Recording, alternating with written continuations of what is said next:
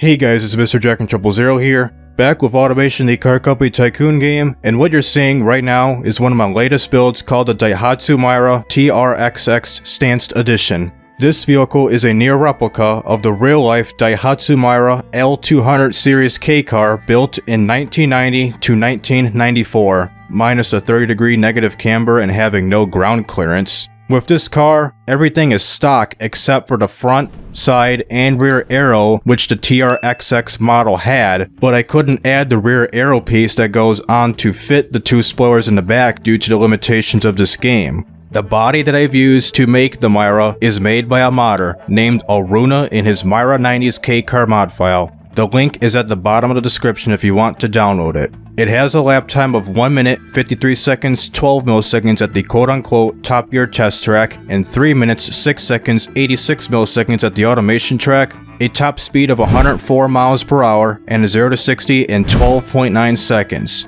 This vehicle uses a 659cc Daihatsu EFJL inline-3 engine that produces 63 horsepower and 54.6 foot-pounds of torque. It has a fuel efficiency rating of 32.6 miles per gallon and weighs 1,608.6 pounds or 729.6 kilograms. And for the market, due to the vehicle being too low to the ground with ridiculous negative camber, it doesn't compete with anyone in the market. In terms of how I created a stance Mira, the panel material will be made out of partial aluminum with a ladder chassis made out of galvanized steel, with a front longitudinal engine, and both the front and rear suspensions are a double wishbone. And to make a stance car, it is important to not use a solid axle coil or leaf suspension, because if you use both of these suspension settings, you will be unable to configure the camber. It'll stay at 0 degrees. If you use like a double wishbone, I believe a semi-trailing arm, multi-link, and push rod, I think you would make a ridiculous amount of camber like this, which the maximum you can do is negative 30 degrees. For the engine, it is an inline-3 engine made out of cast iron with the bore set to 68mm and a stroke at 60.5mm, which makes it 659.2 cubic centimeters, with a single overhead cam 4 valve made out of aluminum. For the crank, it is made out of forged steel with the cam rods at heavy-duty cast and the pistons at hyper-utility cast to lower the emissions of the engine. For the compression, it is set at 7 of a normal 8.0 to 1 with the cam profile set to 71, and sucks there is no VVT because the EFJL never had VVT. For the turbocharger, we're using a single turbo with ball bearings with the intercooler set to 122 horsepower. Compressor is at 27mm, turbine at 29.5mm, the AR ratio at 0.765, and a boost at 10.1 psi. For the fuel system, we're using a multi-point EFI of a single configuration with a performance intake running on regular fuel, with the fuel mixture set to the lowest possible of 15.0, the ignition timing bumped it down to 37, and the RPM limit is set to 8,000 RPM. For the headers, our only option is we got a short cast header, the single exhaust, the exhaust diameter set to 50.8mm or 2 inches, with a 3-way catalytic converter, with a straight-through muffler, second muffler that doesn't exist. For the drive type, it is a front-wheel drive with a manual 5-speed, the top speed set at 106.5 miles per hour, even though the top speed is set at 104.3 miles per hour, with a vicious LSD. It is pretty rare for me to build cars with this type of LSD.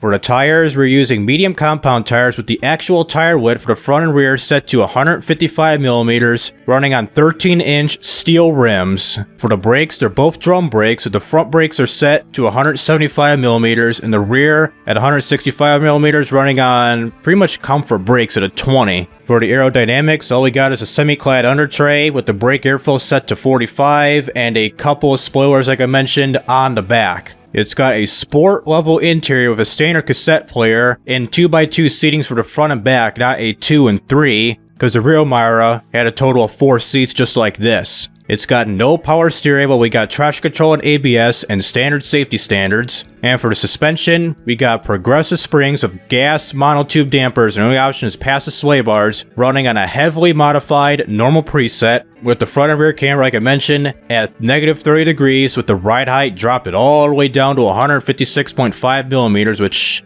I don't know what that is in inches. Despite a fair amount of problems on here, such as the low cargo capacity, clearance, camber, bottoming out, brake fade, all that good stuff, we're going to export this to BeamNG.drive and test it out.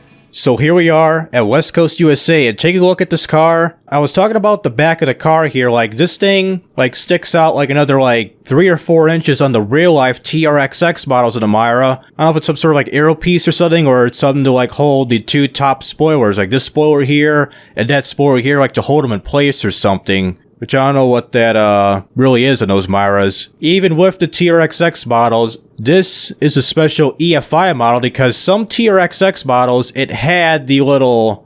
Oh, forgot to erase that thingy right here. Because some of the TR-XX models, they had a carbureted engine. It was an EF something something, not the JL, which has an electronic fuel injector like this one has. Like some of them, they had either carbureted or fuel injected, but most of them were carbureted and the fuel injected ones are less common. The front pretty much almost looks dead on, look like a freaking Mira. Got the front of name right here, the hood scoop, lighting, including the turn signals too. And this one that kind of sticks out too, that turn signal too. I mean, for an attempted replica of the Mira, not that bad to be honest with you. Oh my god. So let's just ignore that bang right there. And we're going to be doing some performance tests with this here Mira. The first performance test we're going to be doing is a 0 to 62 acceleration test. Second, a 62 to 0 brake test. And lastly, a top speed run if possible on this map. So let's get things rolling here with this Mira right now. Damn, the acceleration is very, very meager. And the ECS right here is going mental right here. We're already in 3rd gear at 45 miles an hour in roughly 14 seconds. I'm thinking this is like a 30-second 0 to 60 time car. Let's see. We're about to reach it and try to do not a whole lot of steering. 0 to 62 in 23.24 seconds of 1,222.03 feet. Alright, let's start with the brake test now. And we're skirting despite ABS. Really? Are we skidding? There's a skid mark right there, and... Really? All that for nothing. Okay, even a worse 0 to 60 time, around 1 second difference between the first one. So, brake test. Now, I think that was a 61, but fair enough. So, hopefully... Let's go to realistic gearbox. And hopefully it doesn't shift down to neutral. 61 to 0, close enough, in 9.07 seconds of 404.88 feet. That is very, very horrible. I don't know what's worse. My Cascade SE, my first ever build of a semi-truck, or this. Even a worse 0 to 60 time, but right now we're trying to do a top speed run and we're going pretty much above highway speeds. We're about to hit 5th gear and it's really struggling to hit 5th gear and shift it around 7,700 RPM, going 80 miles an hour according to the speedometer, and now we reached 80 with airspeed and we're slowly climbing. I think the reason why we're going this slow is because a lack of a surface, a contact area of the tires gripping onto the road right here. Look at that. That's like a couple inches it's hanging onto the road on both the back tires, and you can barely see the front tires too. Like, that is just freaking ridiculous. Like, if you try to make a turn or brake, you'll be skidding out. You'll probably skid out once you just turn the wheel or something. So, top speed run was a fail. Let's get a crash test going at around 89 miles an hour. Or do a camera. Let's just do a separate camera. So, free cam, hide the UI, keep it at 16 times, and go. Damn, okay, track it. And we're going to flip over the barrier. There goes one of the spoilers, so 4 times to regular cam. And flipped over the barrier, and wait for full time. Brutal hit right there, and full time. And the engine is still running. Hazards are going off because impact detected stopping car. And there goes a tire just bouncing like crazy. That tire right there. And we lost 3 of the 4 wheels. And since it's front wheel drive, we can't really move this thing, which that's unfortunate. You know what I just noticed here? Look what happens when I turn off ECS, so I'm gonna hit the gas right now.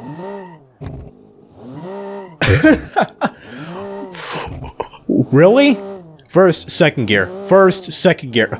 Look, this is arcade. It went to 3rd gear. Look, 3rd gear, 2nd gear. It went from 3rd gear back to 1st gear. this is painful to drive, you don't have traction control on this vehicle. This is very stupid. I don't know if you turn off ECS mode on this car. I don't know if it turns off ABS. I don't know. So 0 to 62 at 38.46 seconds of 1,987.45 feet without ECS and traction control. That is horrible. So I'm about to hit the brakes like right around here. Does turning off ECS turn off ABS? I don't think so. ABS is on, so that's separate. And I swear, what's it like turning? Oh my god, you can't turn. You can't turn. Look at this, swerving left. Any other vehicle, I would have already been into these barriers by now. Look, steering right, I would have already been into barriers, but look at this. This is stupid. You know what, end its misery before we go to a time trial. So end its misery, full speed, here. Engine locked up, thank you. Impact detected, stopping car, main engine broken. You don't really have to say that again. And 49 to 0 in 1.35 seconds at 3.52 feet. That's a world record. And wow, this thing got shot up like way up. Almost like towards like the cabin of the vehicle. That's unusual for an automation vehicle. I don't know about BeamNG vehicles crashing into this little arrow sign right here. So let's stay on this map here, and we'll be doing the cell tower delivery race right here, which is a point-to-point race of just climbing up a hill to a cell tower with this here Mira. I mean, this thing will definitely be great off-roadway. Look at this. You got all this camber, all this ground clearance. Like, this thing could definitely do a hill climb, right? So enough of the rambling. I'm going to take you to the start line right now. Oh my god, so here we are at the start line of cell tower delivery, and we do start at one of the towers. I thought it's like from the bottom to the top. Oh, so I was wrong. So this is the first time being on this time trial here. So hopefully this thing can go down a hill properly and brake properly, which I doubt that's going to happen like we tested on the highway earlier. So let's get things started here in 3, 2, 1, start. And we can handle the dirt just fine. ECS is going mental. Okay, make this left turn. I'm not going to brake. And I think I should have braked. The radiator is leaking. And we're okay. We're okay. Let's keep driving. Let's keep driving. Despite the radiator being damaged, let's keep driving. And am I going the right way or not? Should I go off-road again or... No, right here, right here, right here. This will do.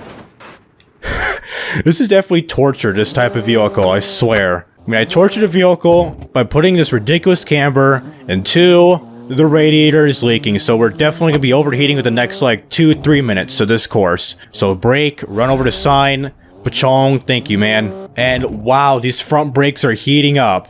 Let's see, brake right here and turn. Let's just pay attention to these brakes, like, they were overheating, like they were heating up, just going straight, and we're heating up the front brakes. And drift, deja vu. I wasn't in this place before. Alright, make this left turn. Well, let's just do a drift. Do a drift. Screw this.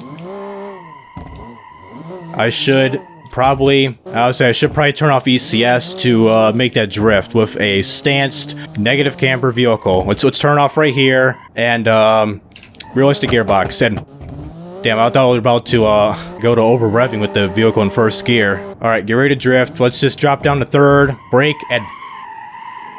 This is bad. Oh, impact detected, stopping car, and... Wow.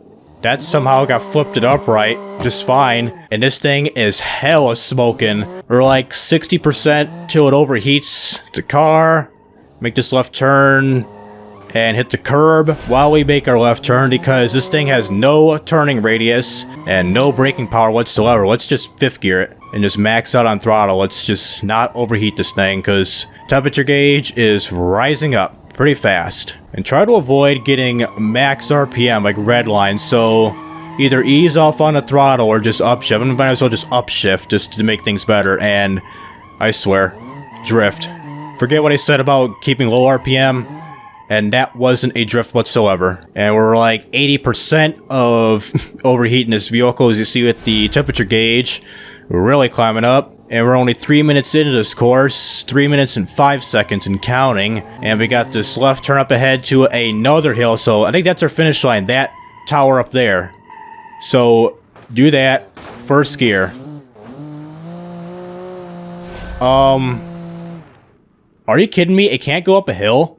Hold on, restart. Go to UECS and do a 180, which I didn't ask it to do. Alright, let's see if we can carry all this momentum up this little hill here. If not, then it's confirmed that it can't go up a hill. So I'm gonna restart right here, and I'll bring it to that same spot once I get there. Alright, back where I was at. Go to second to first gear, and then just get ready to gun it once I get right around here. That's a hill that almost took out my back tire. And I don't think... Maybe I think it'll make it 2 miles an hour. 1. We're going backwards. So this thing can't conquer... Damn, that was close. So this thing can't conquer a simple hill. That is sad. Try it again. If not, then it's game over. Nope, game over. I can't steer, I can't accelerate, so in conclusion, this can't conquer a hill. A simple hill that 99.9% of automobiles can just go. This is the 0.01% that can't go up a hill. So, very quick, let me replace this to another time trial. Do something like very, very short, like a 1-lapper. Let's do Street Course 2, 1 lap, rolling start, and go. Okay, here we go, violently down at the starting line, which we don't even have any fancy gates, start and finish lines, none anywhere. So let's just get things started right here. In 3, ready, go. I thought it was 3, 2, 1, go because I forgot we're doing a rolling start. So that brings us all the way back here. I was thinking, why the hell do we don't have a start-finish line? It's because of that.